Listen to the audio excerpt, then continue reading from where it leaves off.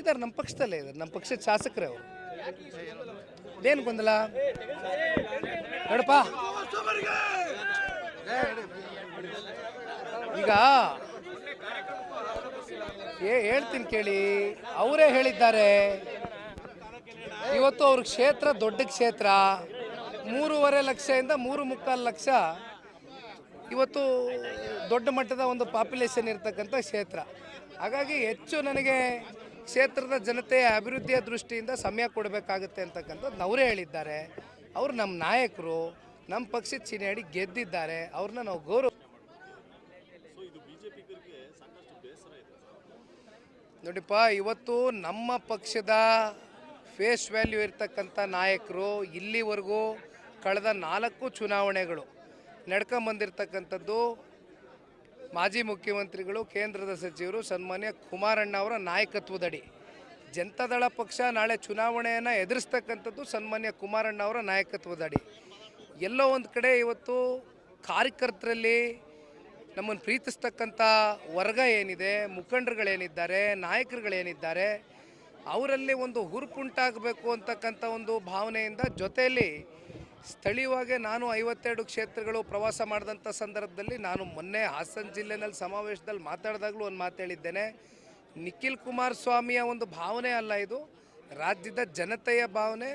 ಕುಮಾರಣ್ಣವರು ಮುಖ್ಯಮಂತ್ರಿಗಳಾಗಿದ್ದಾಗ ಕೊಟ್ಟಿರ್ತಕ್ಕಂಥ ಕಾರ್ಯಕ್ರಮಗಳು ಸ್ಮರಿಸ್ಕೊಳ್ತಾ ಇದ್ದಾರೆ. ಇವತ್ತು ರಾಜ್ಯ ಸ್ವರ್ಗೋಗಿದೆ.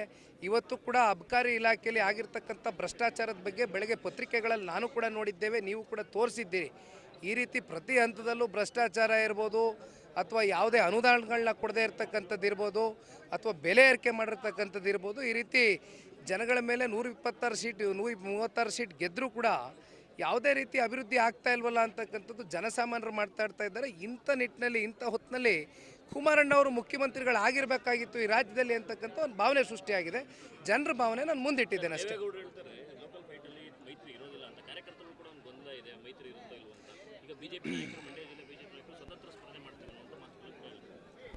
ಈಗ ಇಲ್ಲಿವರೆಗೂ ಪಕ್ಷದ ಚೌಕಟ್ಟಿನಲ್ಲಿ ಇದು ಯಾವುದು ಕೂಡ ಚರ್ಚೆ ಆಗಿಲ್ಲ. 2 ರಾಜ್ಯ ನಾಯಕರುಗಳು ಕೂತ್ಕೊಂಡು ಚರ್ಚೆ ಮಾಡಬೇಕಾಗ್ತದೆ. ಇನ್ನೂ ಸಮಯ ಇದೆ, ಕೂತ್ಕೊಂಡು ಚರ್ಚೆ ಮಾಡಿ ಪ್ರತ್ಯೇಕವಾಗಿ ಹೋದರೆ ಹೇಗೆ? ಯಾಕೆಂದರೆ ಲೋಕಲ್ ಬಾಡಿ ಎಲೆಕ್ಷನ್ ರೀ, ಕಾರ್ಯಕರ್ತರುಗಳ ಎಲೆಕ್ಷನ್ ಇದು. ಸಾಮಾನ್ಯವಾಗಿ 3 ಪಕ್ಷದಿಂದನೂ ಕೂಡ ಆಕಾಂಕ್ಷಿತರು ಜಾಸ್ತಿ ಇರ್ತಾರೆ.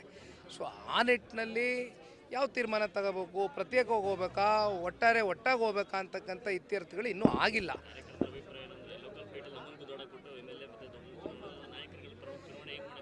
ನೋಡಿ, ಇದು ಕಾರ್ಯಕರ್ತರ ಚುನಾವಣೆ ಅಂತ ನಾನು ಸ್ಪಷ್ಟವಾಗಿ ಹೇಳ್ತಾ ಇದ್ದೇನೆ. ಕಾರ್ಯಕರ್ತರುಗಳ ಭಾವನೆ ಏನಿದೆ ಅದನ್ನು ಮುಂದಿಟ್ಕೊಂಡು ಅವ್ರ ಭಾವನೆಗಳಿಗೆ ಗೌರವ ಕೊಡ್ತಕ್ಕಂಥ ಕೆಲಸ 2 ಪಕ್ಷದ ನಾಯಕರುಗಳು ಮಾಡ್ತೇವೆ.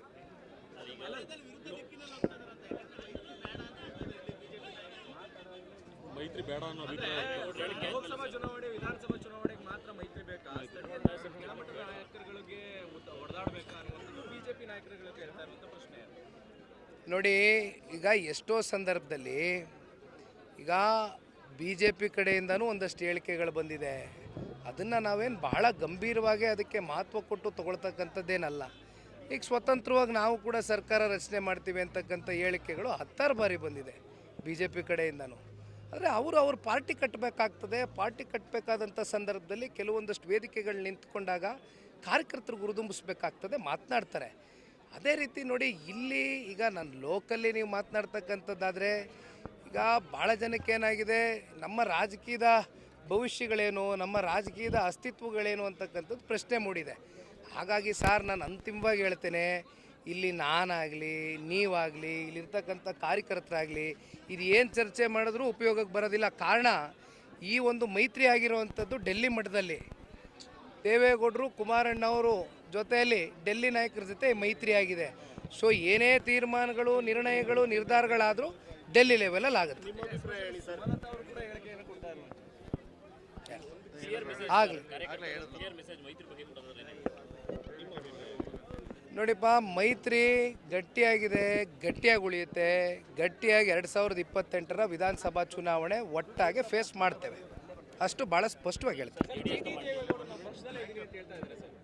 ಇದಾರೆ ನಮ್ಮ ಪಕ್ಷದಲ್ಲೇ ಇದ್ದಾರೆ, ನಮ್ಮ ಪಕ್ಷದ ಶಾಸಕರೇ ಅವರು. ಏನು ಗೊಂದಲ ನೋಡಪ್ಪ, ಈಗ ಹೇಳ್ತೀನಿ ಕೇಳಿ, ಅವರೇ ಹೇಳಿದ್ದಾರೆ ಇವತ್ತು ಅವ್ರ ಕ್ಷೇತ್ರ ದೊಡ್ಡ ಕ್ಷೇತ್ರ, 3.5 ಲಕ್ಷದಿಂದ 3.25 ಲಕ್ಷ ಇವತ್ತು ದೊಡ್ಡ ಮಟ್ಟದ ಒಂದು ಪಾಪ್ಯುಲೇಷನ್ ಇರ್ತಕ್ಕಂಥ ಕ್ಷೇತ್ರ. ಹಾಗಾಗಿ ಹೆಚ್ಚು ನನಗೆ ಕ್ಷೇತ್ರದ ಜನತೆಯ ಅಭಿವೃದ್ಧಿಯ ದೃಷ್ಟಿಯಿಂದ ಸಮಯ ಕೊಡಬೇಕಾಗುತ್ತೆ ಅಂತಕ್ಕಂಥದ್ದು ಅವರೇ ಹೇಳಿದ್ದಾರೆ. ಅವರು ನಮ್ಮ ನಾಯಕರು, ನಮ್ಮ ಪಕ್ಷದ ಚಿಹ್ನೆಯಡಿ ಗೆದ್ದಿದ್ದಾರೆ, ಅವ್ರನ್ನ ನಾವು ಗೌರವಿಸ್ತೀವಿ, ಪ್ರೀತಿಸ್ತೀವಿ, ನಮ್ಮ ಜೊತೆನಲ್ಲಿ ಅವ್ರು ಇದ್ದಾರೆ. Thank you. ನಿರ್ಭೀತ, ನಿಷ್ಪಕ್ಷಪಾತ, ವಿಶ್ವಾಸಾರ್ಹ ಸುದ್ದಿಗಳಿಗೆ ಹೆಸರಾಗಿರುವ ನ್ಯೂಸ್ 18 ಕನ್ನಡ ಈಗ ಆಪ್ನಲ್ಲೂ ಲಭ್ಯವಿದೆ. ದಯವಿಟ್ಟು ಇಲ್ಲಿರುವ QR ಕೋಡ್ನ ಸ್ಕ್ಯಾನ್ ಮಾಡಿಕೊಂಡು ಆಪ್ ಡೌನ್ಲೋಡ್ ಮಾಡೋದಕ್ಕೆ ಮರಿಬೇಡಿ. ನಿಮ್ಮ ಬೆಂಬಲ ಹೀಗೆ ಸದಾ ನಮ್ಮೊಂದಿಗಿರಲಿ. ಧನ್ಯವಾದ.